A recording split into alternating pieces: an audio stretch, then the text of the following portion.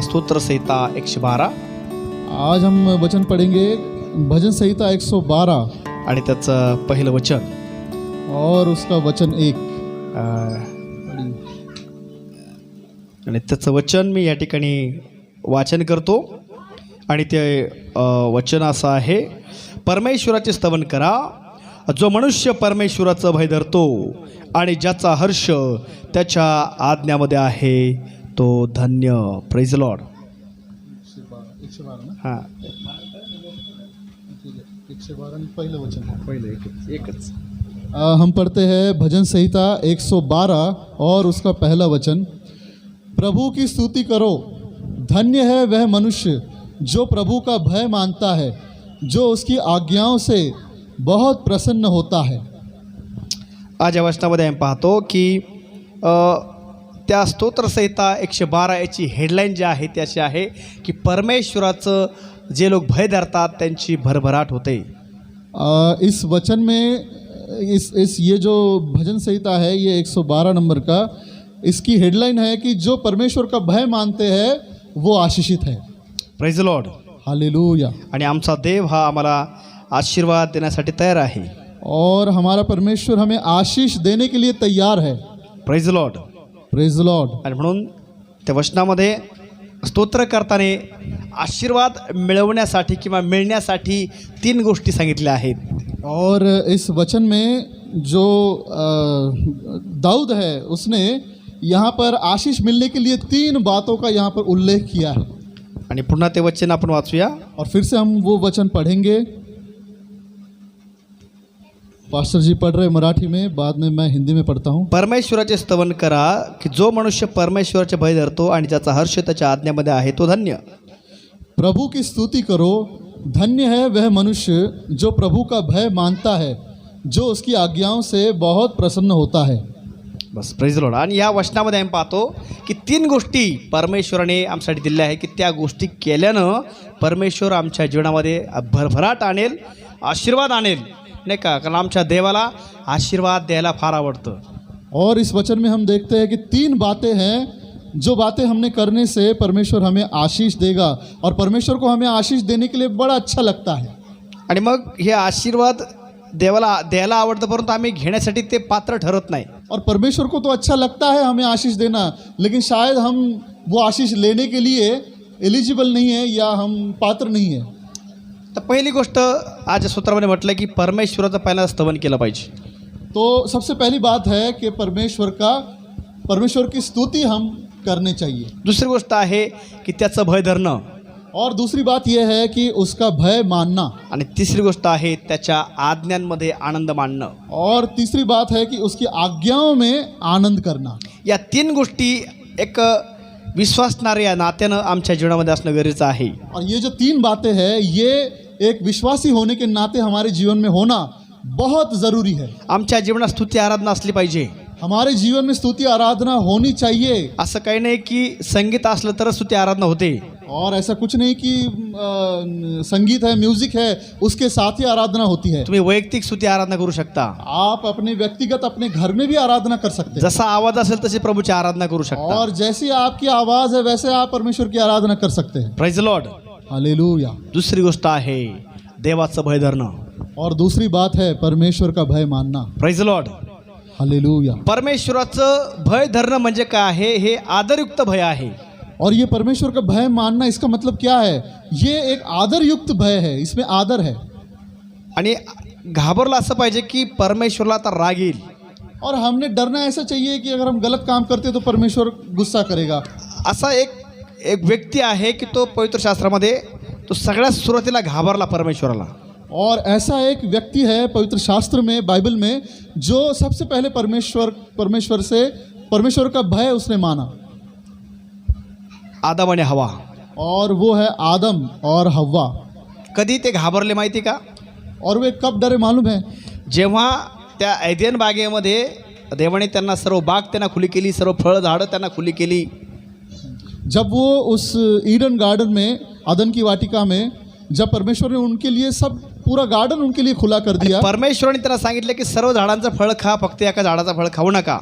और परमेश्वर ने उनसे कहा दोनों से कि सभी पेड़ों के फल आप खाओ, बस एक पेड़ का फल आप नहीं खाना।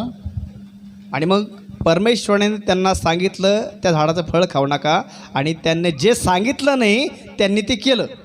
और परमेश्वर ने जिस पेड़ का फल नहीं खाने के लिए कहा था उसी का फल उन्होंने खा लिया, जो नहीं करने के लिए कहा वही उन्होंने कर दिया. आणि मग त्यांना समजलं आपण काय केलं आहे, देवाच्या आज्ञा मोडलेल्या आहे. और फिर उन्हें ऐसा मालूम हुआ कि हमने तो परमेश्वर की आज्ञा का उल्लंघन किया है. आणि मग ते देवाला घाबरले. और फिर वे परमेश्वर से डरने लगे. असे घाबरले की आता त्यांना समजले आता परमेश्वर आम्हाला सोडणार नाही.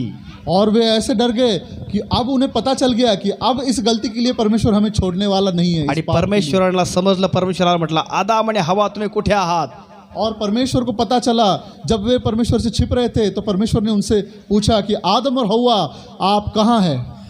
तेव्हा ते परमेश्वरासमोर यायला तयार नव्हते, और तब वे परमेश्वर के सामने आने के लिए तैयार नहीं थे, कारण त्यांनी देवाच्या आज्ञेचा भंग केला होता. क्योंकि उन्होंने परमेश्वर की आज्ञा का उल्लंघन किया. ते देवाला घाबरले होते, वे परमेश्वर से डर गए थे उस समय, त्यांना देवाची भीती वाटली होती. और उन्हें परमेश्वर का भय उन्हें लग रहा था उस समय.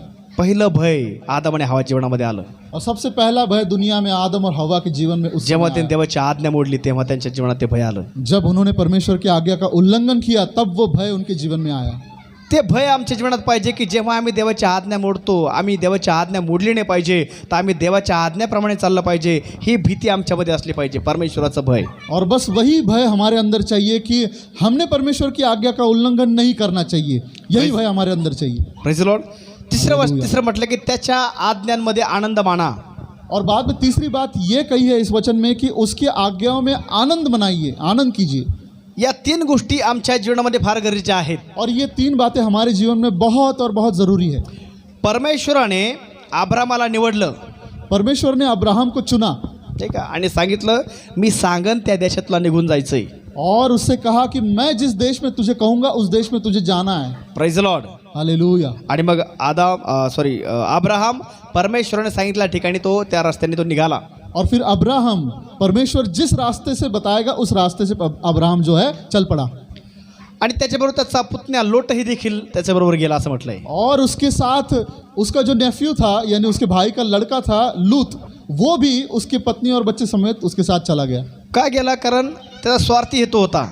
लोटाचा कसा स्वार्थी हेतू होता, त्याला माहिती होतं की आता मी जर जाणार आहे, कारण आता माझ्या चुलत्याला माझ्या काकाला काय मूलबाळ नाही आहे, जी काय प्रॉपर्टी असणार आहे ती सर्व माझी असणार आहे. अब लूत जो है अब्राहम के पीछे चल पड़ा क्योंकि उसके मन में एक स्वार्थ था, उसका उद्देश्य अच्छा नहीं था. उसे ऐसा लग रहा था कि अब अब्राहम को, मेरे चाचा को कोई बच्चा नहीं है और इसके बाद जो इसका है वो मेरा ही होने वाला है, मैं इसका वारिस हूँ. आणि जेव्हा त्यांच्या दोघांमध्ये भांडणं झाली, और जब उन दोनों में झगड़ा हुआ, त्यांच्या गुराख्यांमध्ये भांडणं झाली, और उनके जो भेड़ देखने वाले थे उन लोगों में जब झगड़ा हुआ, तेव्हा आम्ही पाहतो त्या ठिकाणी अब्राम म्हटला की लोटाला, अबग आपल्या घरामध्ये आपल्या जे गुराखी आहेत, जे नाही का मेंढपाळ आहेत, त्याच्यात भांडणं होतात, तर आपण आता विभक्त होणं गरजेचं आहे. जो उनकी भेड़ बकरियां संभालने वाले लोग थे उन दोनों में जब झगड़ा होने लगा तो फिर अब्राहम ने लूत से कहा कि अब हमें अलग होना चाहिए क्योंकि इनमें झगड़ा हो रहा है. आणि मग ते अलग झाले. और फिर वे अलग अलग हो गए. अलग झाल्यानंतर अब्रामाने परमेश्वरासाठी एक वेदी बांधली. और फिर अलग होने के बाद अब्राहम ने परमेश्वर के लिए एक वेदी का निर्माण किया. परंतु लोटाने तसं केलं नाही. और लेकिन लूत जो था उसने ऐसा नहीं किया. अब्रामाने परमेश्वराची वेदी बांधली आणि तिथं परमेश्वराची त्याने आराधना केली. और अब्राहम ने परमेश्वर की वेदी को रचा और वहाँ पे परमेश्वर की आराधना की आणि देवाला आनंदित केलं. और परमेश्वर को खुश किया. देवाची स्तुती त्यांनी केली. और परमेश्वर की स्तुति उसने की. देवाची आज्ञा त्यांनी मानली. और परमेश्वर की आज्ञा का उसने पालन किया. आणि म्हणून परमेश्वराने अब्रामाच्या जीवनामध्ये आशीर्वाद आणले. और इसलिए परमेश्वर ने अब्राहम के जीवन में बहुतायत से आशीष दे दी. दुसरी बाजूला आम्ही पाहिलं लोटाकडं. और अगर हम दूसरी जगह देखते लूत की तरफ, आम्ही पाहतो लोटा जीवनामध्ये त्यांनी परमेश्वरची वेदी बांधली नाही. और लूत के जीवन में लूत ने परमेश्वर का भय नहीं माना. आणि मग आम्ही पाहतो त्याच्या जीवनामध्ये सर्व शाप आले. और हम देखते हैं कि उसके जीवन में सब श्राप आए. त्याची पत्नी मिठाचा खांब झाली. और उसकी पत्नी जो थी वो एक नमक का एक खंबा बन गई। त्याचे जावई मरण पावले, और उसके जो जमाई थे, उसके बेटियों के पति, फार मोठे दोघं मर संकट गए। त्याला लुटून नेलतं, बऱ्याचशा समस्या त्याच्यावरती आल्या. बहुत से संकट उसको लूट लिया गया, बहुत सी समस्याओं में से लूट गया।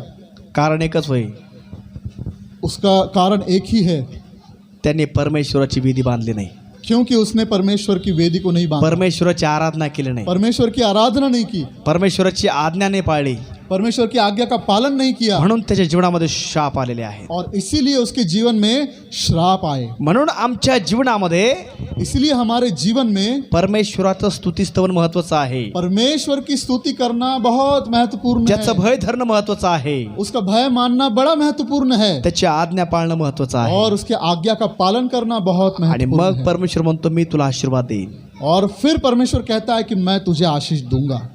आमच्या देवाला आशीर्वाद द्यायलाच आवडतं. और हमारे परमेश्वर को हमें आशीष देना ही अच्छा लगता है। परमेश्वराची इच्छा हीच आहे की आमची प्रगती व्हावी, आम्हाला देव भरपूर काही आशीर्वादित करावं. और परमेश्वर की इच्छा है कि हमारी उन्नति होनी चाहिए, हमें बहुत आयत से आशीषित करना चाहिए। Praise the Lord. हालेलुया। अजून एक आशीर्वाद पाहूया, स्तोत्र संहिता 92 अध्याय आणि 12 वचन. और एक आशीष हम देखते हैं कि भजन संहिता उसका चैप्टर 92 और 12 वचन 12, त्याच्यामध्ये असं म्हटलंय की नीतिमान खजुरीच्या झाडासारखा समृद्ध होईल, तो लबानोनावरील गंध सरूसारखा वाढेल.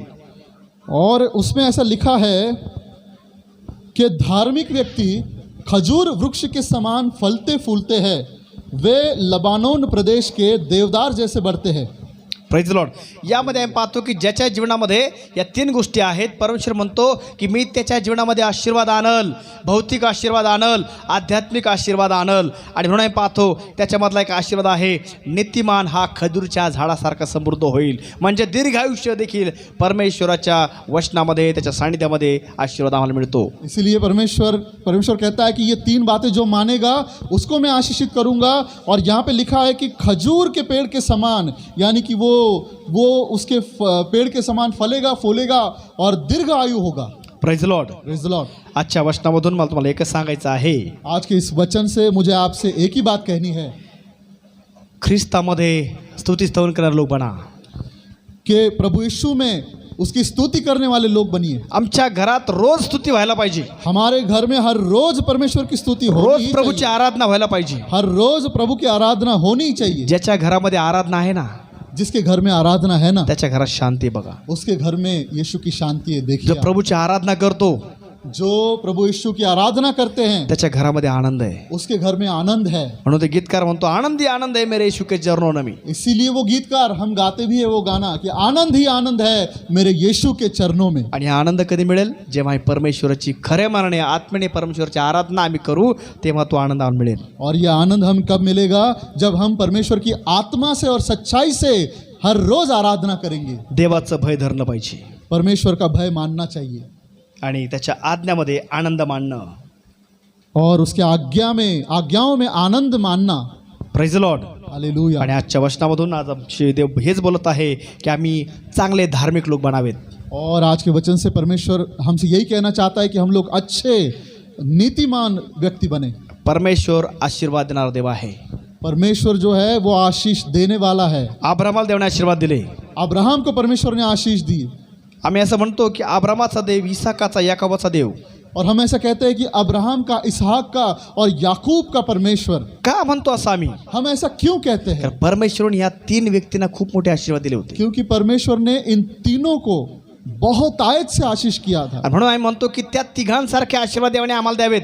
और इसलिए हम कहते हैं कि उन तीनों जैसे आशीष हमें परमेश्वर देने चाहिए। मग हे 3 लोक कसे जीवन जगले प्रभूसाठी? तो ये 3 लोग प्रभु के लिए कैसा जीवन जिए, कसं त्यांनी प्रभूच्या सानिध्यामध्ये राहिले, कैसे वे प्रभु की समक्षता में रहे, कसं त्यांनी प्रभूला खुश केलं, कैसे उन्होंने प्रभु को, परमेश्वर को खुश ते रखा। प्रभूच्या सानिध्यामध्ये राहिले, और उसके वे समक्षता में रहे देवाचं भय त्यांनी धरलं, और परमेश्वर का भय उन्होंने माना त्याच्या आज्ञामध्ये ते राहिले और उसके आज्ञाओं में वे लोग रहे, आणि म्हणून देवाने त्यांना आशीर्वाद दिला और इसलिए परमेश्वर ने उन्हें आशीषित किया, आणि म्हणून त्यांचं नाव या पवित्र शास्त्रामध्ये आहे. और इसीलिए उनका नाम इस पवित्र शास्त्र में. Praise Lord. हालेलुया. आणि आजच्या वचनामधून आज आम्ही पाहतो की आज सुवार्थाचा आज वाढदिवस आहे. और आज हम देखते हैं कि आज सुवार्ता बेटी का आज बर्थडे है, परमेश्वर तिला बोलत आहे और परमेश्वर उससे कह रहा है की तू माझ्या सानिध्यात राहा, कि तू मेरी समक्षता में माझं रह, स्तुतिस्तवन करणार लोक मुलगी बन, और मेरी हरदम स्तुति करने वाली कर्म. लड़की तू बन, कारण मी तुला आशीर्वाद देणारा परमेश्वर आहे. क्योंकि मैं तुझे आशीष देने वाला परमेश्वर हूँ. देव करे वाचलं वचन आम्हा सर्वांसाठी आशीर्वादित करो. परमेश्वर करे ये सभी वचन हम सब के लिए आशीषित हो. उभा राहू, आपण प्रार्थना करूया. हम लोग खड़े होंगे अपनी अपनी जगह पे, हम लोग प्रार्थना करेंगे. स्वर्गीय देवा धन्यवाद. स्वर्ग के महान परमेश्वर आपको धन्यवाद. या समाला देवा इस समय परमेश्वर आजच्या वचनाद्वारे तू आमशी बोललास आज के वचन के द्वारा तूने हमसे बात किया की देवा स्तोत्र संहिता 112 मधून कि भजन संहिता 112 में से ज्या 3 गोष्टी आम्हाला तू सांगितल्यास, जो 3 बातें आज आपने हमसे कही है, परमेश्वराचं स्तवन करा, परमेश्वर का स्तवन कीजिए, त्याचं भय धरा, उसका भय मानिए, त्याच्या आज्ञांमध्ये आनंद माना. और उसके आज्ञाओं में आनंद कीजिए. प्रभू या 3ही गोष्टी आमच्या प्रत्येक जीवनात असू दे. परमेश्वर ये तीनों बातें हम सबके जीवन में होनी चाहिए. देवा तू आशीर्वाद देणारा परमेश्वर आहेस. परमेश्वर आप हमें आशीष देने वाले हमारे प्रभू त्या परमेश्वर हैं. आशीर्वाद आम्हा प्रत्येक जीवनात तू दे प्रभु ये आशीष हमारे हरेक के जीवन में आप दीजिए, आणि होडे तुझं गौरव. और हो दे और होने दीजिए आपकी बड़ाई. प्रभु प्रभू आज समाला आम्ही कारण कोणते असो, परंतु प्रभु आम्ही तुझ्या सानिध्यामध्ये आम्ही जमले असे आहोत. परमेश्वर आज वजह कोई भी हो, लेकिन हम सब लोग आपकी समक्षता में इकट्ठा हुए हैं.